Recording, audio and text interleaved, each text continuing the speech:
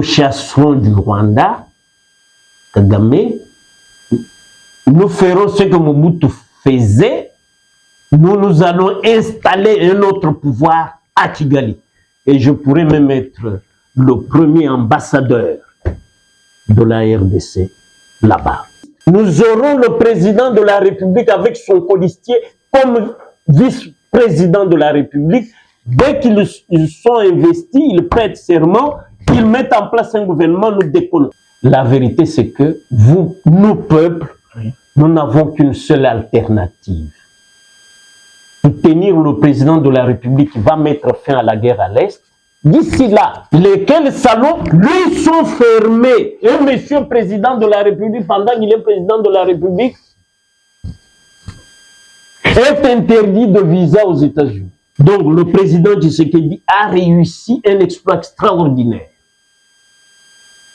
à réduire Kagame à sa plus simple expression. La Constitution régule la vie politique d'une nation. Tout État, même les États-Unis, révisent leur Constitution. C'est pour cela que vous entendez aux États-Unis, on parle de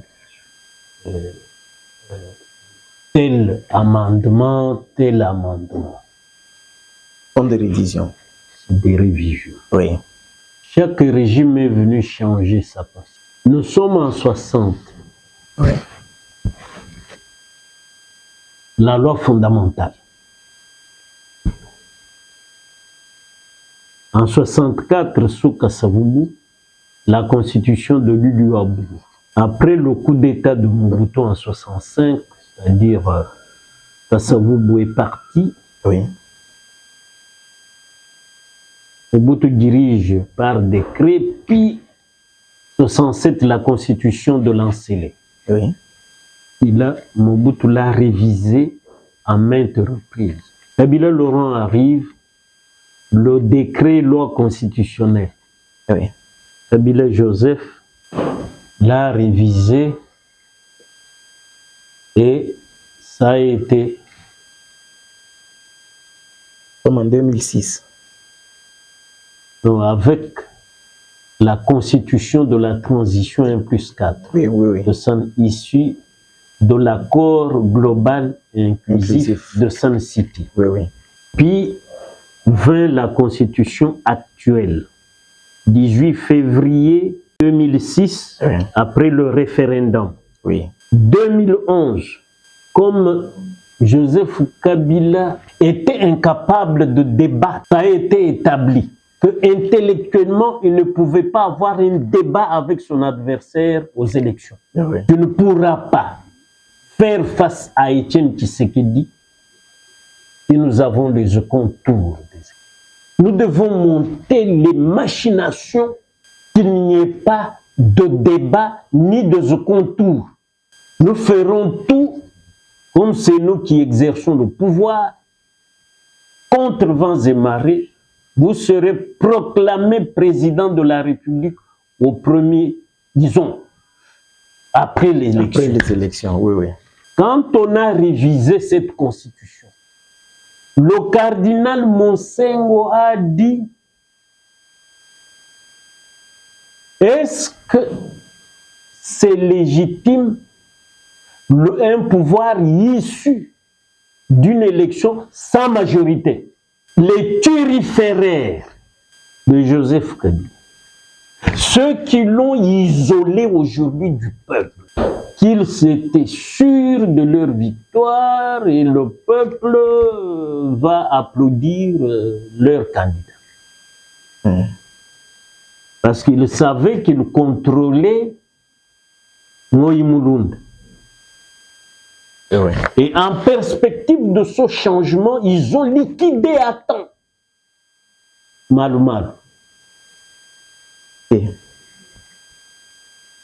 Parce que Malou Malou pensait qu'il y aurait un second tour qu'on devait réviser et qu'on maintiendrait le second tour pour qu'il y ait un débat. Voilà. Contradictoire. Amender la Constitution. On l'a révisé en 2011. Et à cette occasion,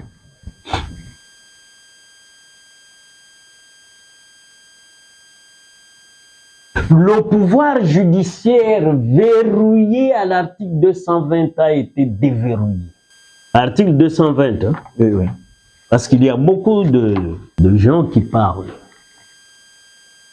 sans connaître le contenu de l'article 220. C'est comme ça que nous sommes venus vers vous pour des détails précis.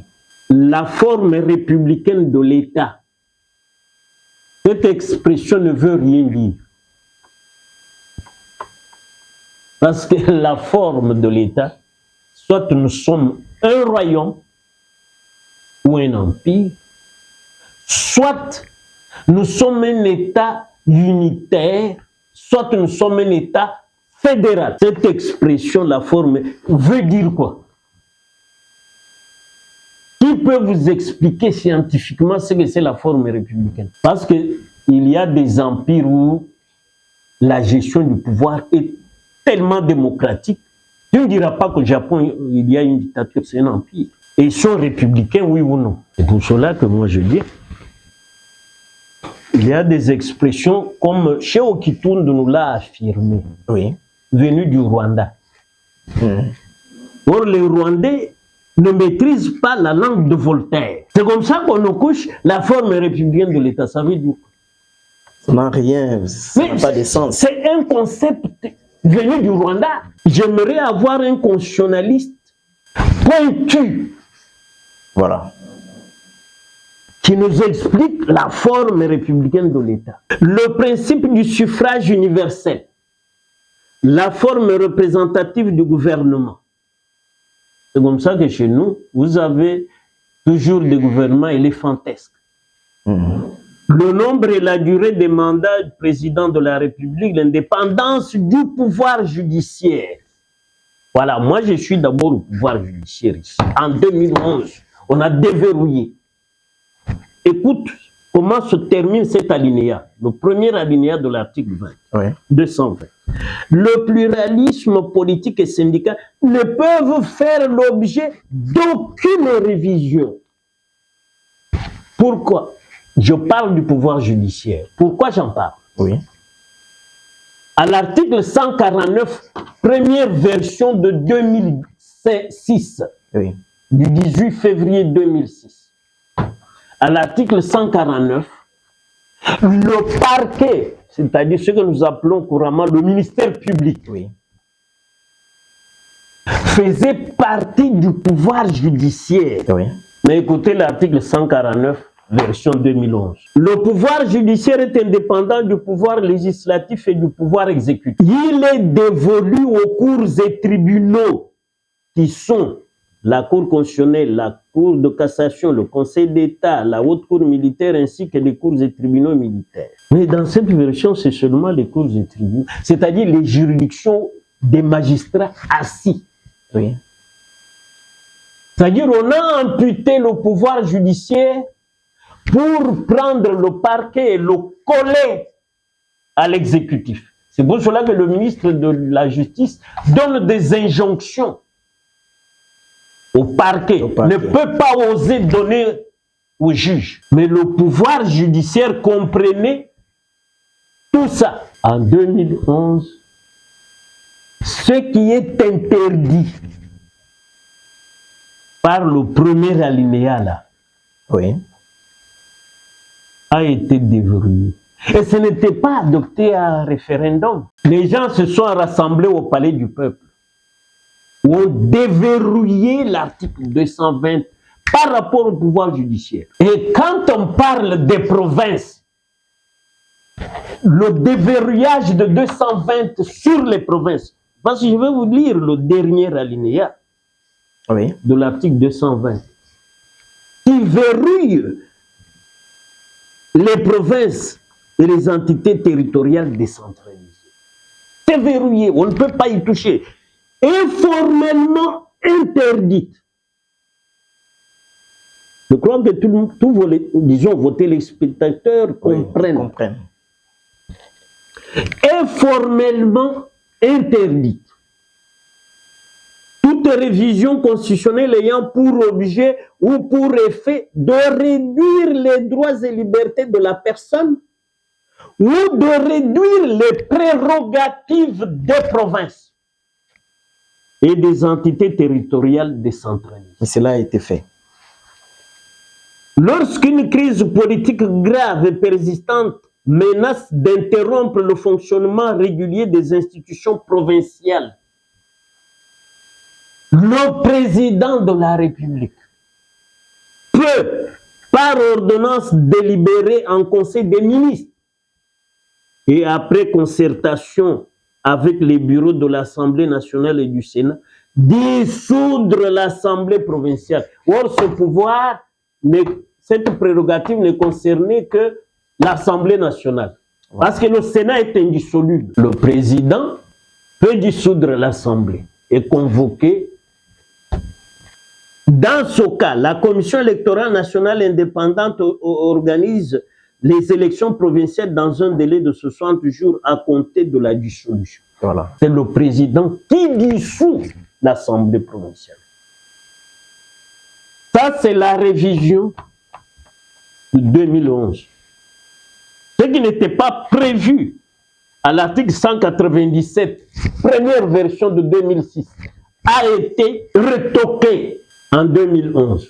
Ça, c'est une révision. Article 197, oui. L'avant-dernier alinéa. Article 198 dit également ceci. Lorsqu'une crise politique grave et persistante menace d'interrompre le fonctionnement régulier des institutions provinciales, le président de la République peut, par une ordonnance délibérée en Conseil des ministres et après concertation avec les bureaux de l'Assemblée nationale et du Sénat, relever de ses fonctions le gouverneur d'une province. Alors que le gouverneur est un élu des députés provinciaux, seuls eux peuvent le démettre. Mais le président peut. La révision là, qui réduit les prérogatives provinciales, a été adoptée en 2011. Cette constitution date de quand? De 2006. Le 18 février. 2006. Mais nous sommes en 2011. En perspective de la prochaine présidentielle, qui organisait le débat au second tour entre les deux candidats. Le problème, c'est que ceux qui ont entouré Kabila savaient que son coefficient intellectuel ne pouvait pas faire face à Papa Étienne. Oui. Bon, maître, au regard de tous ces... Et à cause de cet individu-là, oui, ils ont déverrouillé le 220. Maintenant, quand vous allez à l'article 5 de cette même constitution, qui est souverain, je vous donne lecture. Parce qu'il y a des gens qui parlent sans aucune matière, sans qualification certaine. La souveraineté nationale appartient à qui? Au peuple.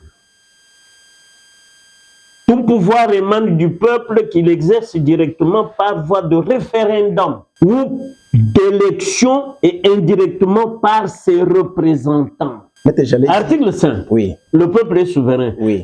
Bon, prenons.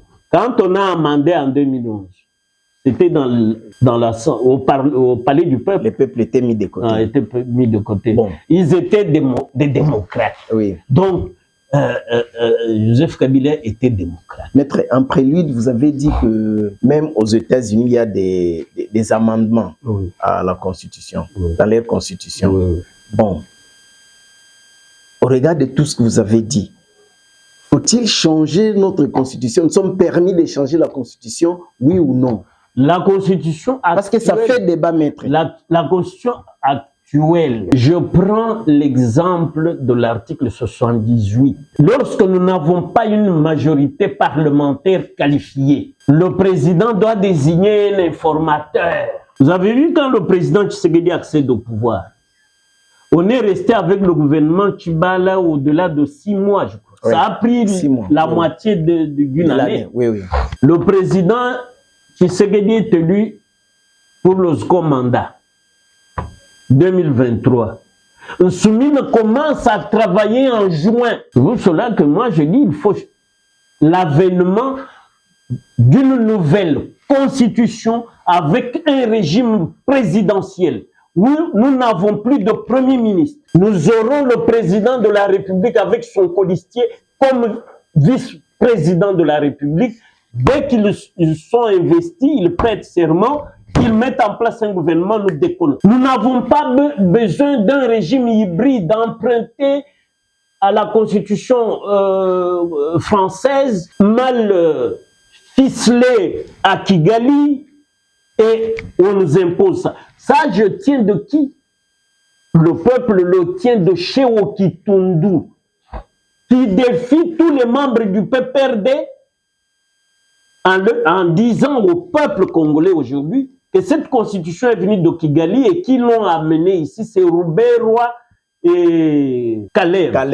Alors, cette constitution venue du Rwanda, un petit pays où il n'y a que des illettrés. Et nous, là, nous devons nous soumettre à la médiocrité des illettrés.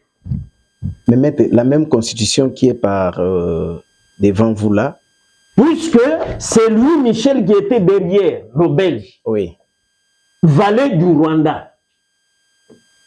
Comme il est sujet belge, mais il s'est fait valet des Rwandais. Parce qu'en Belgique, ce ne sont pas des citoyens. Nous sommes des citoyens. Eux, c'est des sujets du roi, les Belges. Il faut retenir ça, les sujets du roi. Mais nous sommes des citoyens, nous.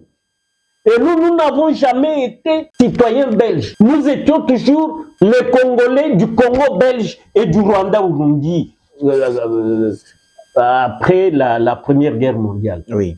Mais lorsque la Belgique a pris sous tutelle les Burundi et le Rwanda. Mais maître, la même constitution ici interdit son changement pendant l'état de siège. Ah, ça, oui. Oui. Mais est-ce que comment nous allons contourner non, ce qui est sûr, c'est que moi, je vous dis que d'ici là, nous mettons fin à la guerre. Oui. Le président, il l'a dit à la presse, non? Oui, nous l'avons suivi. Voilà, vous êtes journaliste. Oui. Vous ne pouvez pas me poser cette question parce que le président a décidé de mettre fin à la guerre à l'Est, dans l'insécurité à l'Est. Et nous mettons fin. Nous changeons la constitution parce qu'elle va passer à référendum et le peuple du Sud et du Nord Kivu devra participer et au référendum et, disons, pour adopter cette constitution. Oui, mais maître, l'opposition crie au scandale. Elle dit non. Non, c'est une opposition. Tshisekedi, excusez, mais Tshisekedi, on peut changer cette constitution à la seule condition que Tshisekedi ne soit plus. On doit la changer après 2028. Non. Vous savez, vous parlez de quelle opposition? Est-ce que la vraie opposition existe chez nous? La vraie opposition, ce pays-là connu avec Étienne Tshisekedi. Mais vous avez suivi Fayoulou juste après la conférence de presse vous savez, du chef. Alain Bauer, un éminent professeur criminologue français, oui, a écrit un livre important parlant de Trump, ou le pouvoir des mots. Comme Fayoulou n'a rien comme peuple autour de lui. Mais il est le soldat du peuple. Non. Il s'est fait appeler soldat du peuple. Voilà. Est-ce que les dernières élections de 2023, Fayoulou était incapable de battre, de damer le pion à Moïse Katumbi? Moïse Katumbi a engrangé plus de pourcentage que Fayoulou. Ah, il est représentatif en quoi? Parce que nous perdons notre temps, le temps de vos téléspectateurs, pour parler de Fayoulou. Il est représentatif de qui? Donc, maintenant, vous voulez dire, en changeant cette constitution, nous mettons la République sur la bonne voie. Parce que cette constitution, elle est rwandaise. Non, pas seulement qu'elle est rwandaise. Oui. Elle bloque le fonctionnement de l'État. Voilà. Voilà. Nous élisons le président en décembre. Il prête serment en janvier. Oui. C'est au mois de juin qu'on obtient le gouvernement. C'est quelle constitution? Dans l'entretemps, les gestionnaires transitaires détournent notre argent. Ils s'enrichissent dans les 6 mois là. Oui.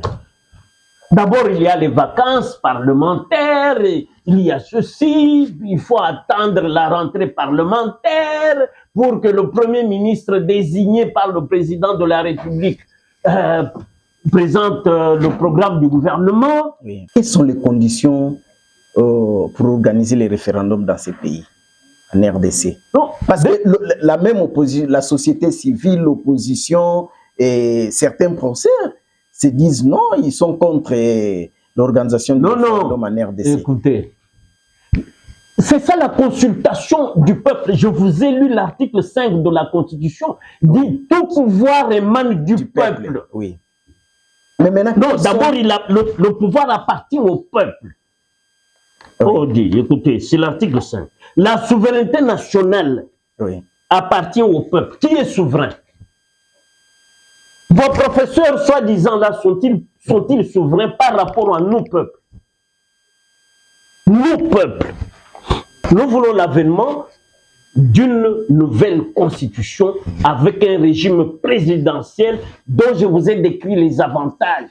C'est que dès la prestation de serment par le président de la République, il met son gouvernement en place, il commence à travailler pour l'intérêt du peuple. Au lieu de passer 6 mois où les gens s'enrichissent gratuitement sur le trésor, avec le trésor public qui doit les payer, des gens sans mandat. Avant qu'on parle référendum, avant qu'on arrive là. Parce que on dit continuité de service public. Le gouvernement là du régime passé reste en place jusqu'à 6 mois, 7 mois. Oui. Et il bouffe l'argent de la République parce que c'est la période où le vol est systématique.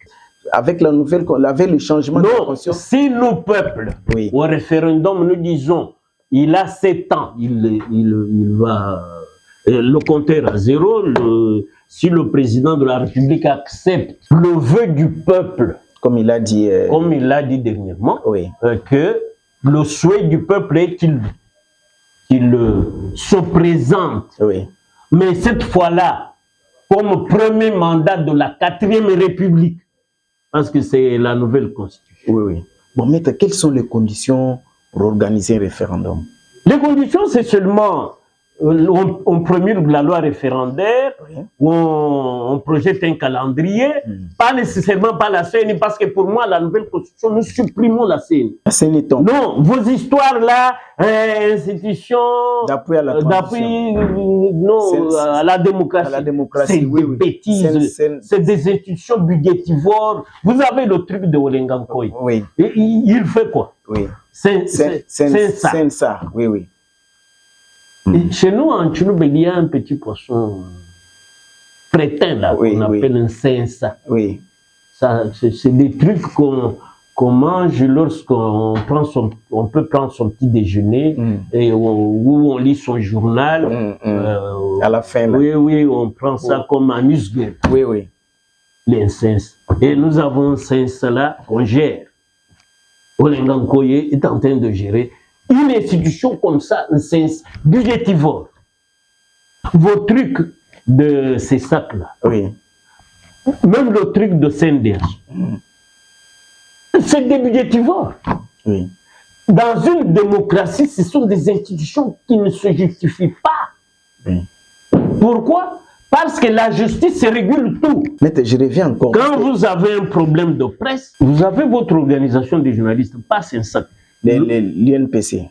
L'UNPC. C'est l'UNPC qui est habilité à approcher à... qui vous juge. C'est comme nous. Ordre des avocats. Voilà. Nous avons nos problèmes. c'est entre... C'est là-bas. C'est là-bas. Mais que viennent faire vos trucs là? Oh non, c'est NDH. C'est SAC. C'est ça. L'UNPC là. Il y a une opinion qui dit, non, les référendums et l'organisation du référendum viole la Constitution. En quoi? Parce que le référendum, c'est le pouvoir du peuple souverain.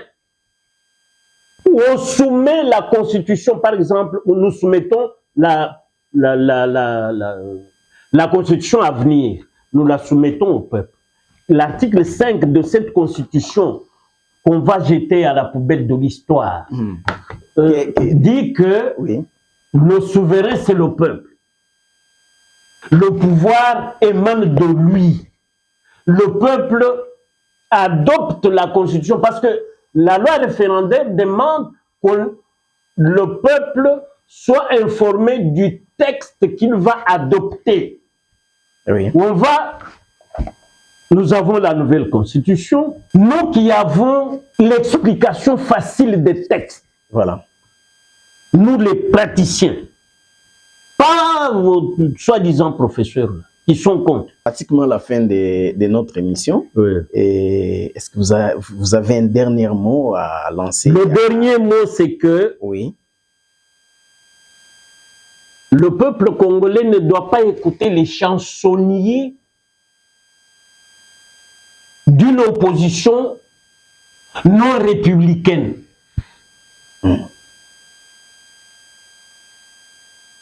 Sans peuple.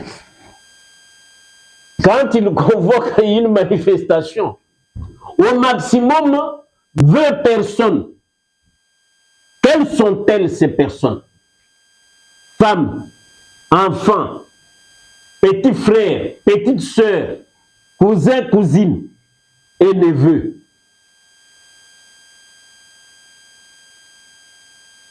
Mais le président de la République, qui n'a jamais dit qu'il est candidat,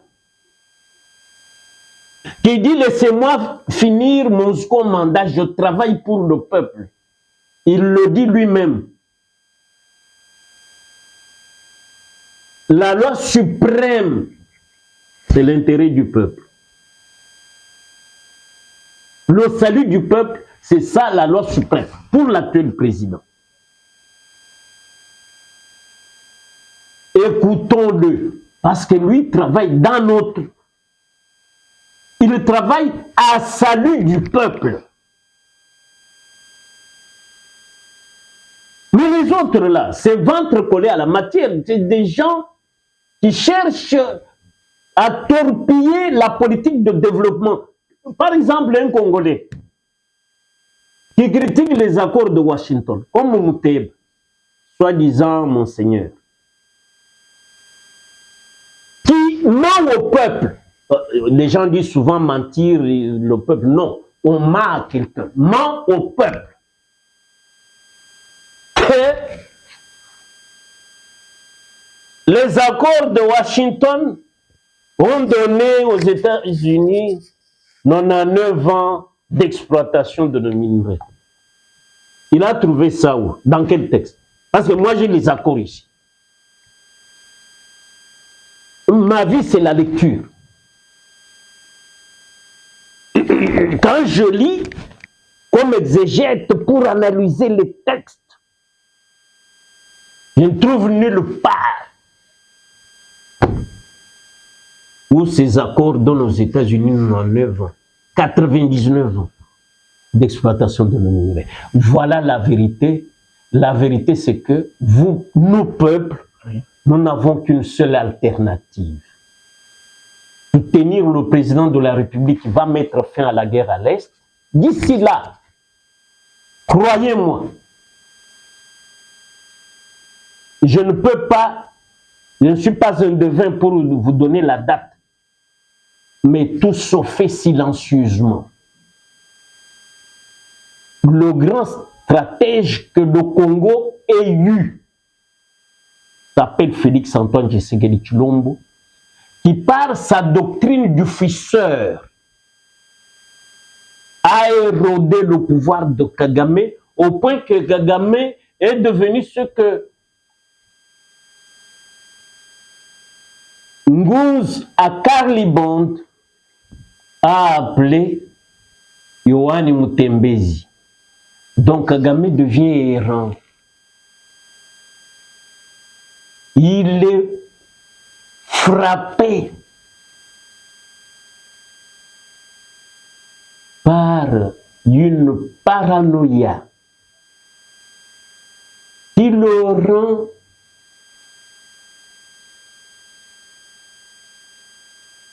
allergique par la simple vue de notre président dans les grands salons du monde. Lesquels salons lui sont fermés. Et monsieur président de la République, pendant qu'il est président de la République, est interdit de visa aux États-Unis. Ok. Donc le président Tshisekedi a réussi un exploit extraordinaire à réduire Kagame à sa plus simple expression. Et la guerre va finir à l'Est. Nous le chasserons du Rwanda, Kagame. Nous ferons ce que Mobutu faisait. Nous allons installer un autre pouvoir à Kigali. Et je pourrais même être le premier ambassadeur de la RDC là-bas.